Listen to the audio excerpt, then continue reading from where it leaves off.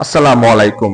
সরকারি চাকরির প্রত্যাশী বন্ধুরা, আজকের এই ভিডিওতে আমি আপনাদের সাথে শেয়ার করব ৪৯তম বিসিএস এর সার্কুলার কবে প্রকাশিত হতে পারে এই বিষয়ের আপডেট ইনফরমেশন। ওকে, আমি বিভিন্ন সূত্র মতে জানতে পারলাম, বিভিন্ন অথেন্টিক সূত্র মতে আমি জানতে পারলাম যে এই বছরের শেষের দিকে অর্থাৎ নভেম্বর মাসের পহেলা তারিখে কিন্তু এই ৪৯তম বিসিএস এর সার্কুলার প্রকাশ হতে পারে। ওকে, এটা হচ্ছে সম্ভাব্য একটা ডেট। ওকে, তো যদি নভেম্বরের ১ তারিখে ৪৯তম বিসিএস এর সার্কুলার প্রকাশিত হয়, তাহলে কিন্তু পরীক্ষা ২ থেকে আড়াই মাস পরেই অনুষ্ঠিত হয়ে যাবে। ওকে, মানে ৪৯তম বিসিএস প্রিলি পরীক্ষা যদি নভেম্বরের ১ তারিখে সার্কুলার প্রকাশিত হয় ৪৯তম বিসিএস এর, তাহলে ডিসেম্বর, জানুয়ারি, ফেব্রুয়ারির মাঝ বরাবর বা মার্চের শুরুতেই কিন্তু ৪৯তম বিসিএস এর প্রিলি পরীক্ষা অনুষ্ঠিত হয়ে যাবে। ওকে, আর প্রিলি পরীক্ষা হওয়ার ১০ থেকে ১৫ দিনের মধ্যে কিন্তু আবার প্রিলিমিনারি পরীক্ষার রেজাল্ট প্রকাশিত হবে। ওকে, প্রিলি রেজাল্ট দেওয়ার আবার ২ থেকে আড়াই মাস, সর্বোচ্চ হলে ৩ মাস পর কিন্তু আবার রিটেন পরীক্ষা অনুষ্ঠিত হবে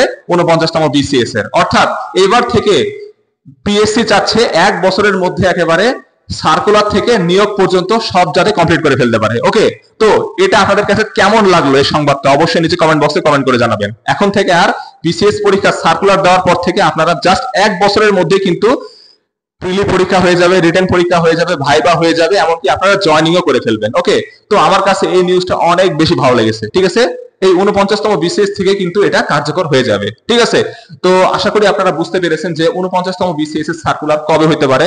নভেম্বরের ১ তারিখ, ২০২৫ সালের নভেম্বরের ১ তারিখে কিন্তু সম্ভাব্য ডেট ৪৯তম বিসিএস এর সার্কুলারের। ওকে, তো এই ডেটকে টার্গেট করে আপনারা প্রিপারেশন নেওয়া শুরু করুন। ঠিক আছে, হাতে মাত্র আপনাদের সার্কুলার দেওয়া পর্যন্ত হাতে মাত্র ৪ থেকে ৫ মাসের মতো সময় রয়েছে, আর পরীক্ষা হইতে হইতে মিনিমাম ৬ থেকে ৭ মাস সময় রয়েছে। তো আপনারা মিনিমাম ধরে নিলাম ৭ মাস সময় পাবেন। তো এই ৭ মাস যদি আপনি ভালোভাবে পড়তে পারেন, ইনশাআল্লাহ আপনারা ৪৯তম বিসিএস এ প্রিলি পাস করতে পারবেন। ওকে, তো আমি বলবো আপনারা প্রিলি প্লাস রিটেন দুটো একসাথে প্রিপারেশন নেবেন কম্বাইন্ড, তাহলে কিন্তু আপনার ক্যাডার হওয়ার চান্স অনেক বেশি থাকবে। আদারওয়াইজ আপনি প্রিলি পাস করবেন কিন্তু রিটেন পাস করতে পারবেন না, এই বিষয়টা মাথায় রাখবেন। ওকে, তো এই ভিডিওতে আমি আর জাস্ট এত কথা বলবো না, জাস্ট এটাই বললাম যে সার্কুলার দিবে হচ্ছে ২০২৫ সালে ১ নভেম্বর, এটাই হচ্ছে সম্ভাব্য ডেট।